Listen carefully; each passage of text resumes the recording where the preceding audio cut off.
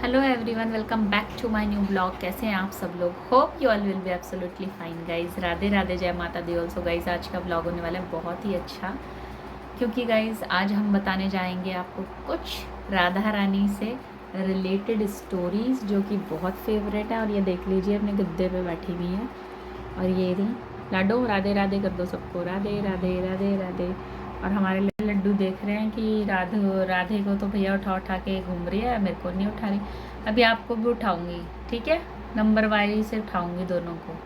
तो लड्डू राधे राधे करो सबको, चलो राधे राधे राधे राधे। आज मैं कुछ राधे रानी से रिलेटेड आपको स्टोरी सुनाने जा रही हूँ। एक्चुअली अभी इन्होंने बाल वाल सब निकाल दिए हैं, क्योंकि अभी ये थोड़ा आराम करने जा रही हैं।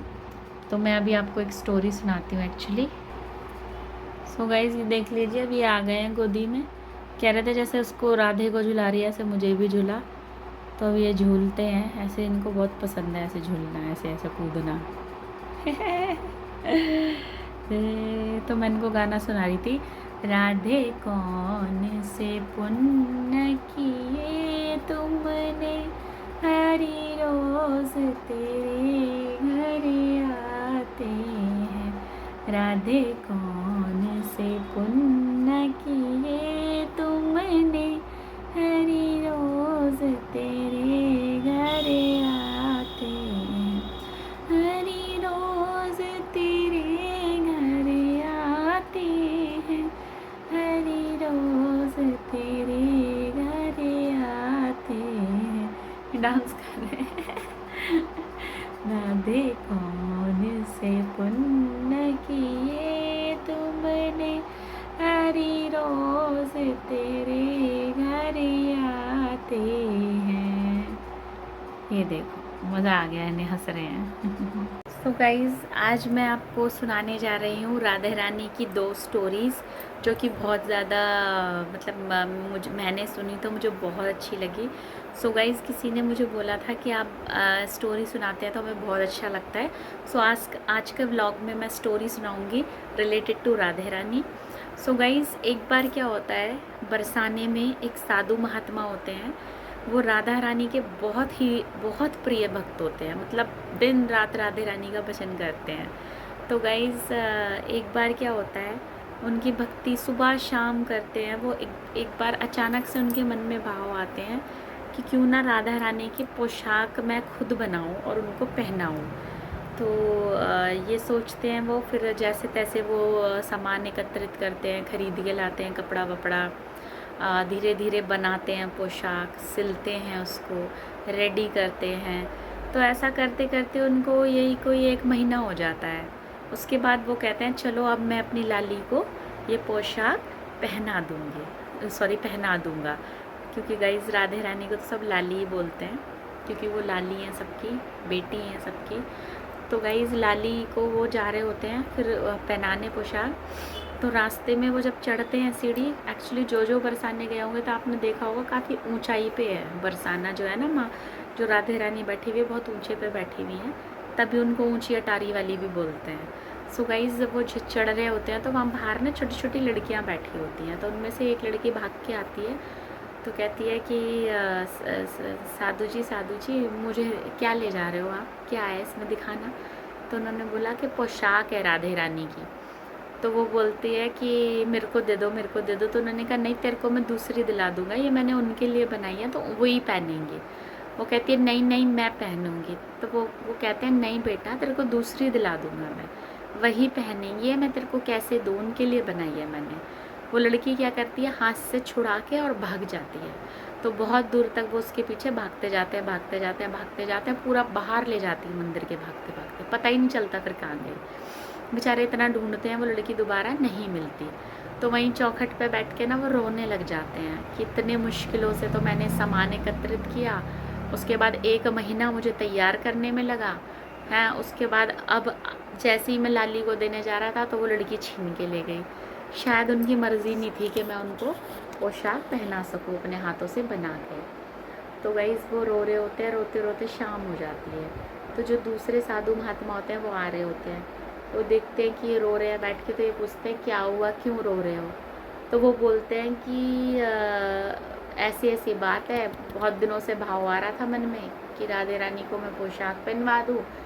जैसे तैसे बनाई मैंने, तो वो एक लाली आई, वो लेके भाग गई। तो उन्होंने बोला कोई बात नहीं, अब भाग गई तो भाग गई, अब क्या कर सकते हो, अब रोते रहोगे क्या बैठ के यहाँ पे, चलो दर्शन करें आए दूसरी लाली के, अपनी बरसाने वाली के। तो वो उठते हैं, रो तो रही होते हैं, रोते रोते सीढ़ी चढ़ते हैं, रोते जाते हैं सीढ़ी चढ़ रहे हैं, रोते जा रहे हैं सीढ़ी चढ़ रहे हैं। मन में ये भाव आ रहे हैं कि मेरे किस्मत में ही नहीं थी वो ड्रेस कि मैं आपको पहना सकूं। मैं पता नहीं क्यों आपको स्वीकार नहीं करना था, इसलिए वो लड़की लेके भाग गई। रो रहे हैं रो रहे हैं रो रहे हैं रो रहे हैं, रोते रोते रोते रोते मंदिर के बाहर पहुंच जाते हैं, एकदम अंदर भवन के।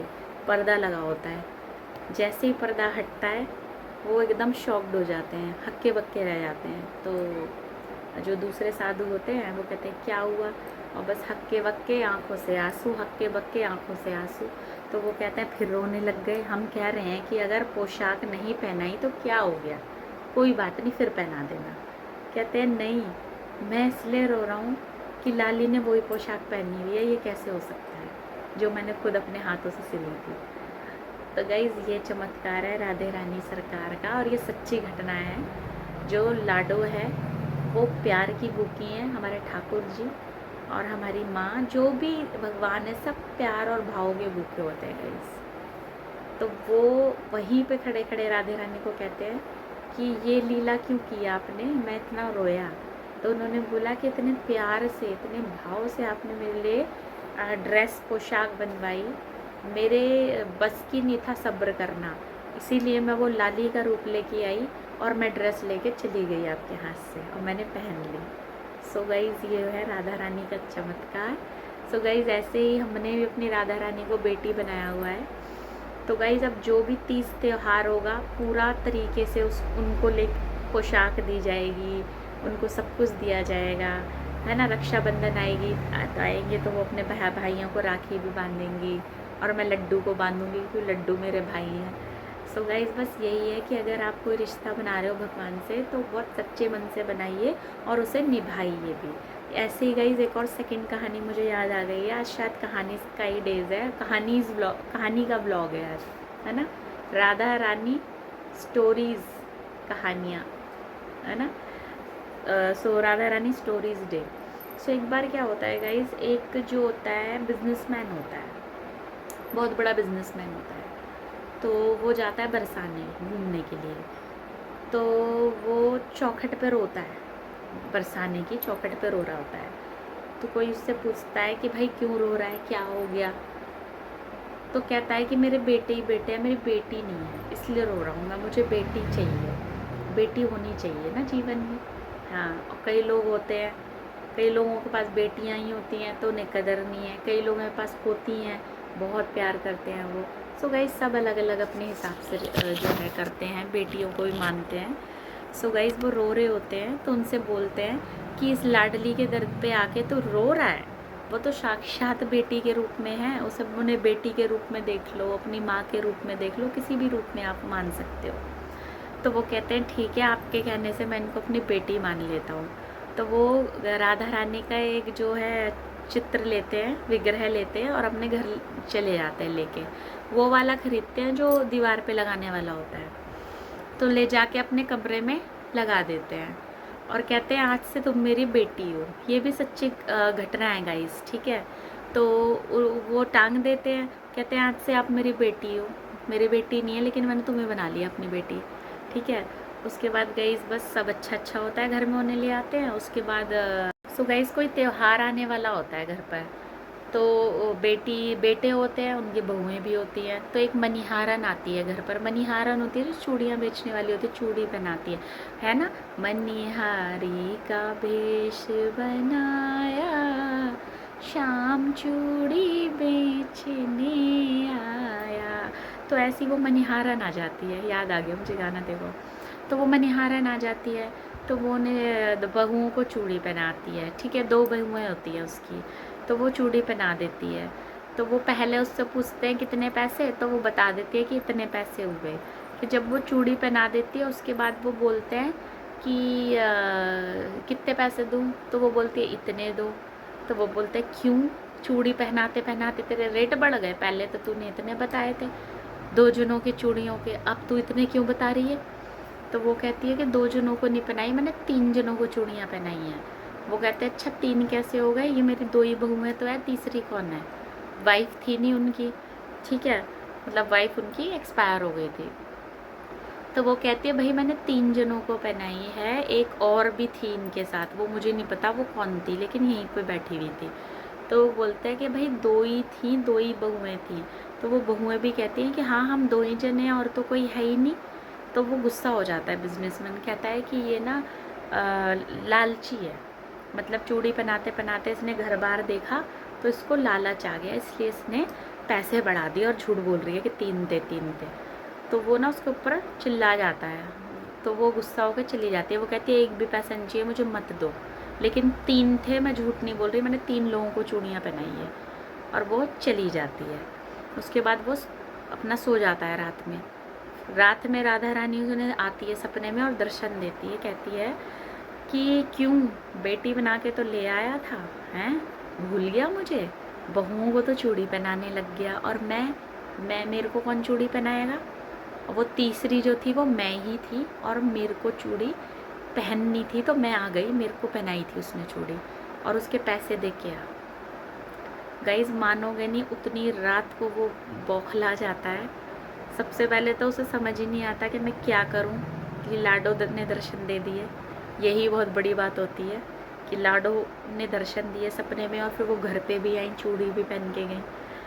तो गाइज़ वो उतनी ही रात को उठता है और उस मनिहारन के घर जाता है, ढूंढता ढांढता खटकाता है उसका दरवाज़ा। तो कहता है कि मुझे माफ़ कर दो, आप ठीक बोल रही थी कि 3 ही जनी थी वो। तो मनिहारन कहती है समझ में आ गया ना। तो मनिहारन कहती है अच्छा बताओ वो तीसरी थी कौन है, मैं तो जानती नहीं कौन थी वो, अब आपको पता चला।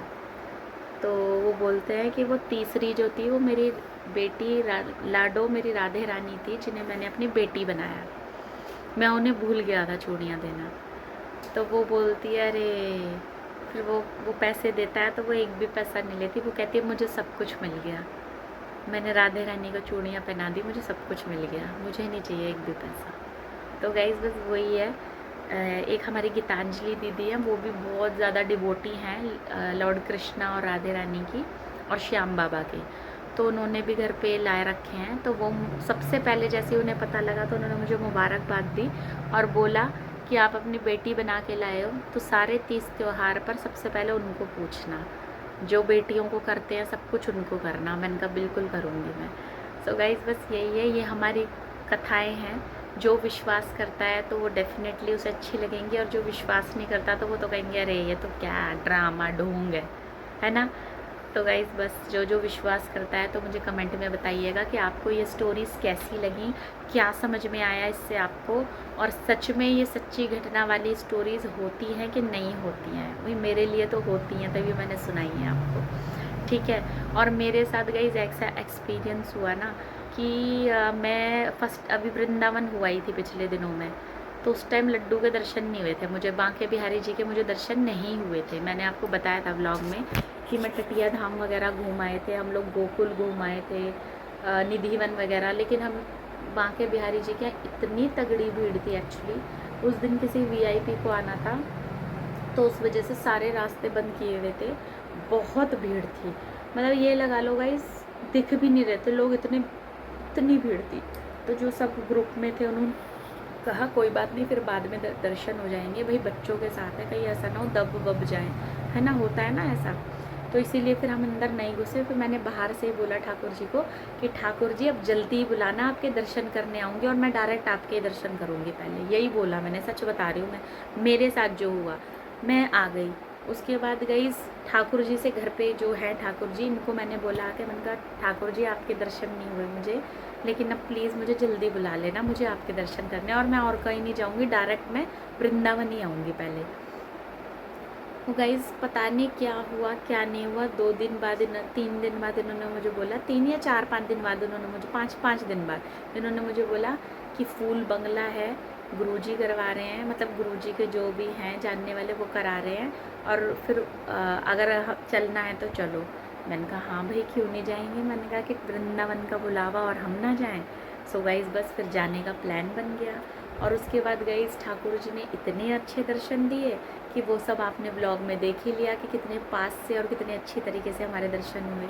सो गाइज़ बस यही है। उसके बाद गाइज़ मैंने बिल्कुल भी नहीं, लिटरली मैंने बिल्कुल नहीं सोचा था कि मैं राधा रानी को घर पे लेके आऊँगी। उसके बाद अचानक से हम लोग मार्केट में घूम रहे थे तो मम्मी ने बोला, मेरी मम्मी ने, कि लड्डू तो हैं, अब ऐसा कर राधे रानी भी ले ले। गाइज़ मेरे मुंह से हाँ भी नहीं निकल रहा था, ना भी नहीं निकल रहा था। मुझे ये समझ में नहीं आ रहा था कि पता नहीं मेरे से सेवा होगी उनकी कि नहीं होगी, उनकी टफ सेवा तो नहीं होती, कहीं ऐसा तो नहीं है कि मैं उनकी सेवा ना कर पाऊँ या कुछ भी है। तो मैंने गीतांजलि दीदी को फ़ोन करा, मैंने कहा दीदी ऐसे ऐसे मम्मी बोल रही हैं, मैं ले लूँ या ना लूँ, मुझसे सेवा हो जाएगी ना, क्योंकि लड्डू को तो मैं कर लेती हूँ जैसे भी है। तो गीतांजलि ने बोला बिल्कुल ये बाल रूप है, इनकी सेवा भी वैसी होती है जैसे हमारे लड्डू की होती है, तो ले लो आप, क्या हो गया उसमें। जब मम्मी कह रही है क्या पता उनका आदेश और लाडो का, क्योंकि हर किसी के घर नहीं जाते वो, है ना, जहाँ पर आदेश होता है वो वहीं जाते हैं।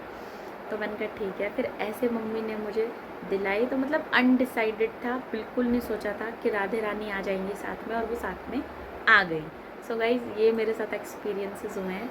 सो गाइज़ बस यही कहना है। हाँ, एक एक्सपीरियंस और मेरे साथ गाइज़ हुआ था, सच्ची बता रही हूँ मैं आपको कसम से गाइज़, मैं झूठ नहीं बोल रही। एक्चुअली एक दिन क्या हुआ कि मैं, अनिरुद्ध जी हैं जो भागवत गीता बोलते हैं, मैं उनका ऐसी मैं सुन रही थी नॉर्मली, मतलब मैं ऐसे ज़्यादा सुनती नहीं, नॉर्मली मैंने उनकी एक वीडियोस देखी, तो उन्होंने बोला कि अगर आपको जल्दी उठना है तो आप एक बार ठाकुर जी से बोल के देखना कि ठाकुर जी जल्दी मॉर्निंग में उठा देना, मुझे जल्दी उठा देना, ठीक है, और ना उठाएं तो मुझे बताना। फिर वो उठाते हैं, ज़रूर उठाते हैं वो, अगर आप बोलो तो ऑटोमेटिकली अपने आप की आँख खुल जाएगी।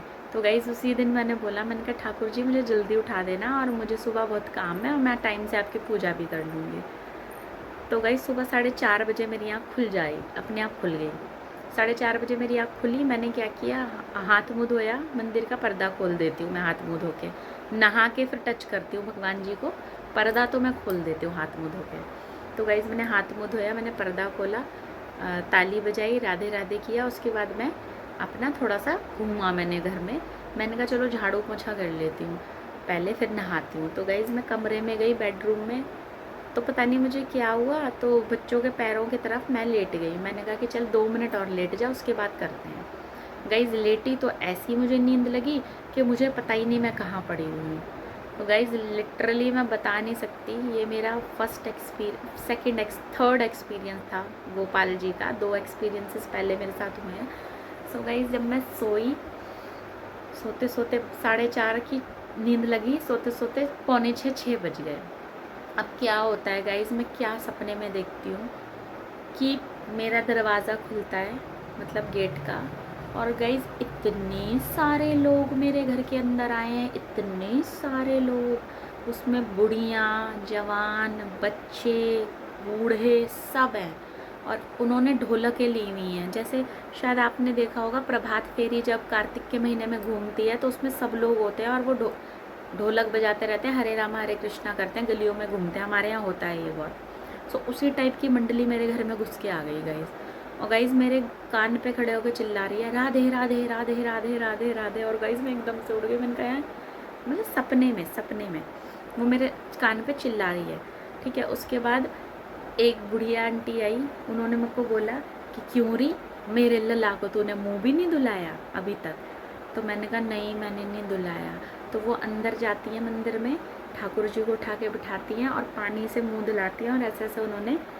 सो गाइस दोनों बच्चे भी सो गए हैं, ये लाडो भी सो गई है मेरी, ठाकुर जी भी सो गए हैं। सो ये गाना गा के सोते हैं, तो इन्हें गाना सुना रही थी मैं। ड्रेस भी इनकी चेंज हो गई है गाइस, ये देख लीजिए आप, ये वाली शॉर्ट ड्रेस पहन के सोती हैं दोनों जने। अब इनको मैं कंबल उड़ा दूँगी क्योंकि ठंडा मौसम है, तो इनको ठंड ना लगे। तो बाबू दोनों सो गए हैं, ये देखिए। अब मैं जा रही हूँ मैं भी सोने। सो गाइज़ इसी के साथ व्लॉग को एंड करते हैं। आई होप आज का व्लॉग आपको पसंद आया होगा। लाइक सब्सक्राइब एंड शेयर कीजिए गाइज़, ज़्यादा से ज़्यादा लाइक कीजिए। राधे राधे टू ऑल, जय माता दी। सो गाइज़ उन्होंने उनका मुंह साफ़ किया और बोला ठीक है, अब मैंने उनको बिठा दिया, अब हम जा रहे हैं। और फिर वो एकदम से राधे राधे करते हुए चले जाते हैं, और फिर मेरी नींद खुलती है। मैंने कहा ये भगवान, मैं कहा ठाकुर जी। गाइज़ उस दिन मेरे हाथ पैर ऐसे हो गए थे मतलब अंदर से कि ठाकुर जी मानना पड़ेगा। मतलब मैं उनको जगा के सो गई तो उन्होंने मुझे जगाया, दूसरी बार भी उन्होंने मेरे को जगाया ये सपना दिखा के। फिर गाइस फटाफट मैंने नहाया, मैंने उनको नहलाया वहलाया टाइम से। मैंने कहा मानना पड़ेगा। सो गाइस यही एक्सपीरियंसेस हैं मेरी लाइफ के जो कि मेरे ठाकुर जी के साथ हो रहे हैं। बाकी प्रॉब्लम्स तो गाइस सबके साथ है, क्योंकि ये जीवन जो मनुष्य जीवन है ये हुआ ही जन्म ही हम इसलिए हैं कि हमें भोगना है यहाँ पर, है ना। तो प्रॉब्लम सबके साथ है गाइस, पर मैंने तो उनके ऊपर छोड़ दिया है कि आपको संभालना है सब कुछ। सो गाइज इसी के साथ ब्लॉग को एंड करते हैं। आई होप आपको मेरा ब्लॉग पसंद आया होगा, तो लाइक सब्सक्राइब एंड शेयर जरूर कीजिए guys. I need your support and share with your family friends please guys. Okay, Radhe Radhe, जय माता दी। कल मिलते हैं नए ब्लॉग के साथ, बाय।